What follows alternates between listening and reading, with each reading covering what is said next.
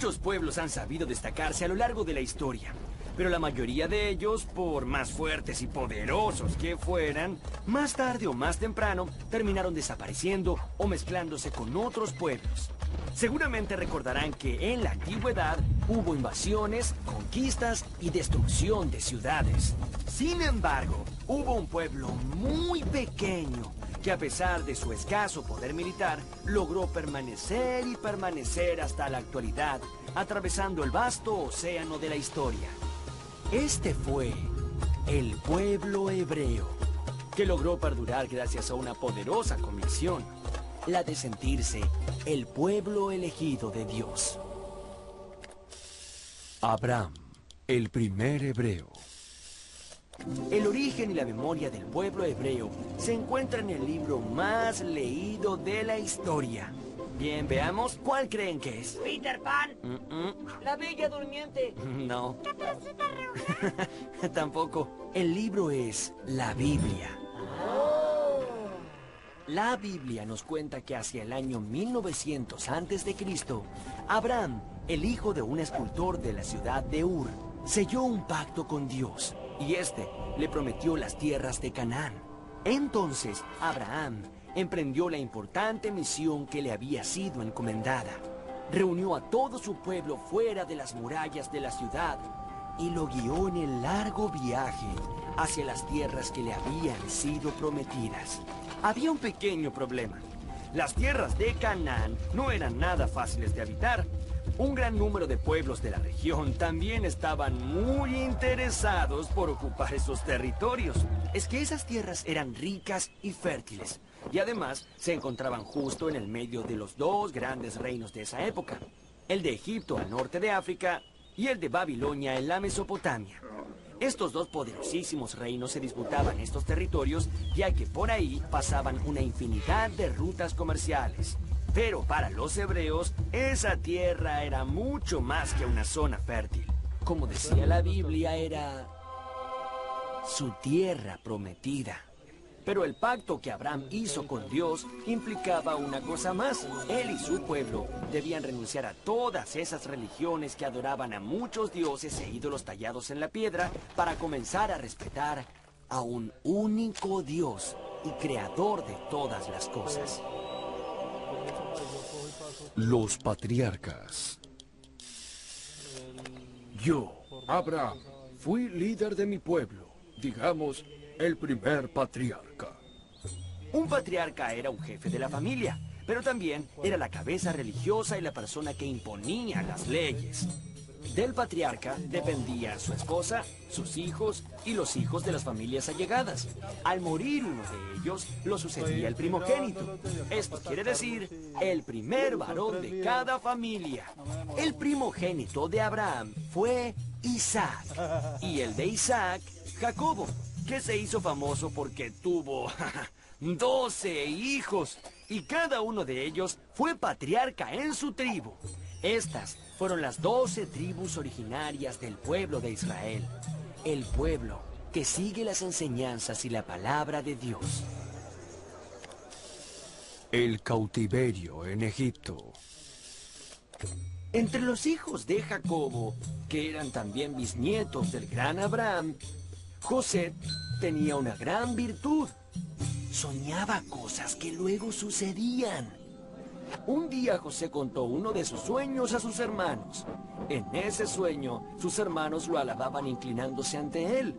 Esto generó tanta envidia en sus hermanos que lo arrojaron a un pozo y luego lo vendieron a una caravana de comerciantes que iban hacia Egipto. En Egipto, José fue esclavizado y luego encarcelado. Sin embargo, su fama para interpretar los sueños trascendió hasta el mismísimo faraón. El faraón le contó a José que el sueño le había mostrado primero 7 vacas muy gordas y luego le mostraba otras 7 vacas, pero muy flacas. José le advirtió al faraón que luego de 7 años de abundancia vendrían 7 años de escasez. El faraón quedó convencido y decidió nombrarlo su virrey. Serás mi virrey.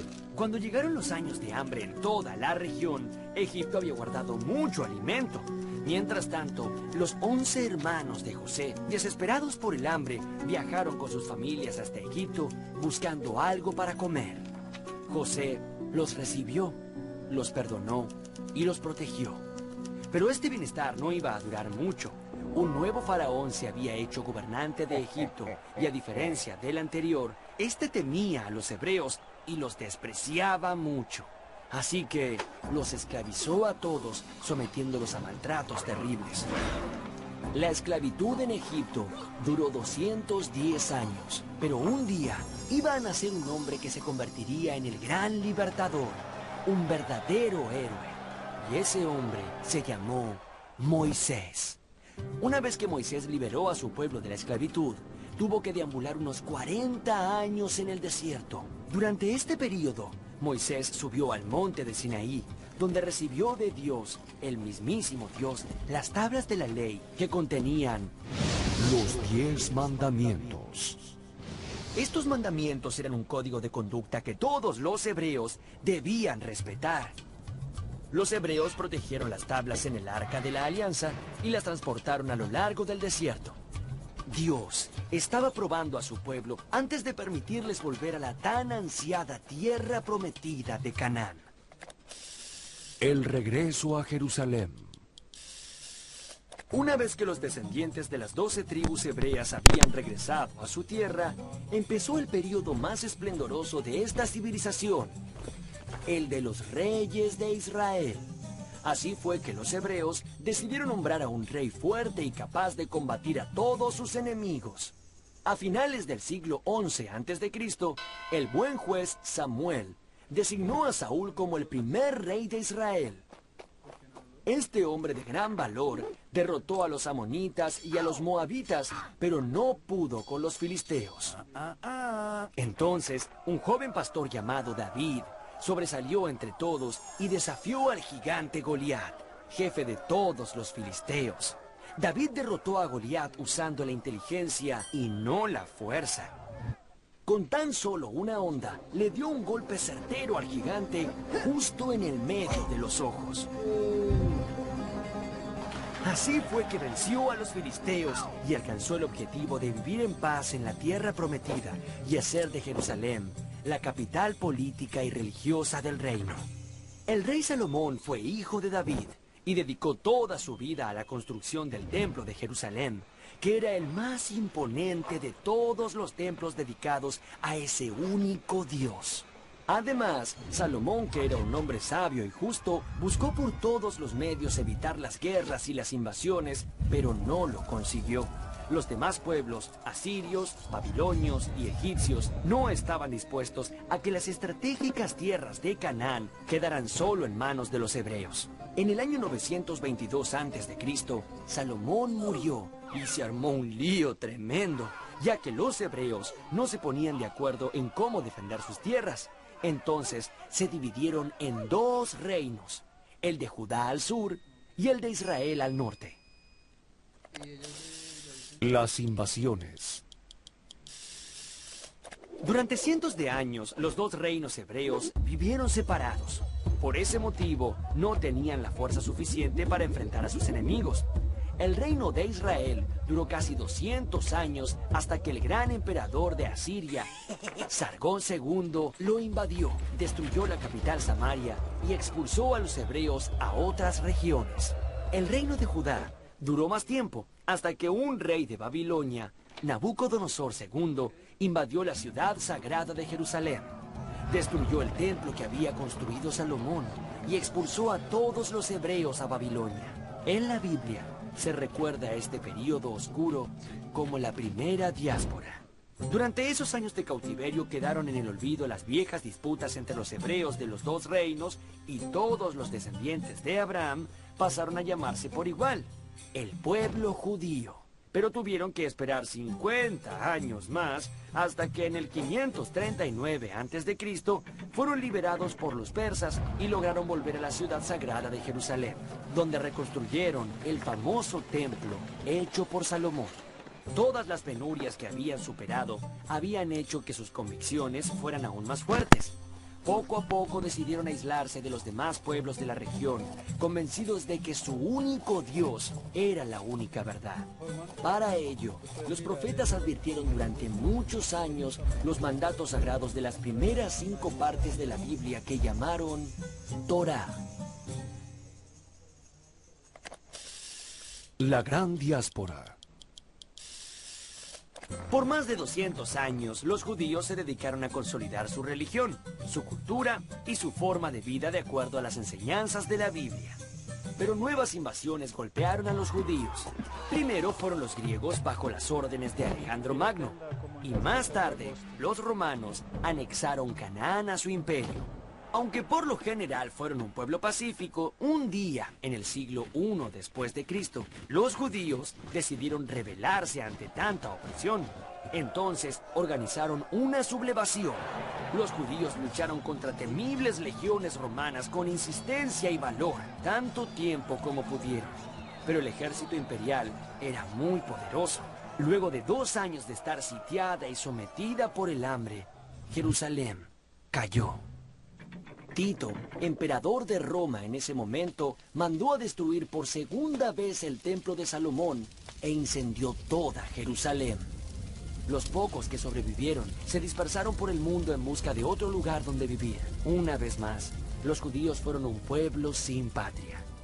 Un gran grupo de ellos se dirigió a la península ibérica pasando por el norte de África, y ese fue el comienzo de una nueva vida. A estos judíos se los llamó sefaradíes, y vivieron muchos años allí. Sin embargo, en el siglo XV fueron nuevamente expulsados por los reinos católicos de España y Portugal, que veían en ellos una amenaza a sus creencias. Los sefaradíes tuvieron que dispersarse nuevamente. La tierra prometida. Durante los siglos siguientes, los judíos siguieron huyendo, buscando dónde vivir y soñando con regresar a las tierras de Canaán. En muchos momentos, rabinos o miembros del pueblo hebreo hicieron llamados para que todos regresaran a su tierra. Sin embargo, la larga diáspora que vivía el pueblo alrededor del mundo hacía imposible el reencuentro. Pero sus convicciones y sus rituales los siguieron manteniendo unidos. Una de estas prácticas más importantes era la lectura de la Torá, que son los primeros 5 libros de la Biblia. También siguieron celebrando el sábado como el día más importante de la semana, porque ese día el ser humano descansaba tal y como lo hizo Dios después de culminar la creación del mundo. La boda fue otro típico ritual de las costumbres judías. Allí se rompe una copa para recordar que una alegría nunca será completa hasta que el templo no sea reconstruido. Un rabino recita 7 bendiciones y en la última pide el pronto regreso del pueblo a la tierra prometida. Muchos pueblos que sufrieron persecuciones similares finalmente desaparecieron, pero esto no le pasó a los hebreos, quienes lograron sobrevivir gracias a su fuerza interior, a su capacidad de superación en situaciones extremas y a la lectura de la Torá, que describe los mandatos de ese Dios único e intangible que los había elegido.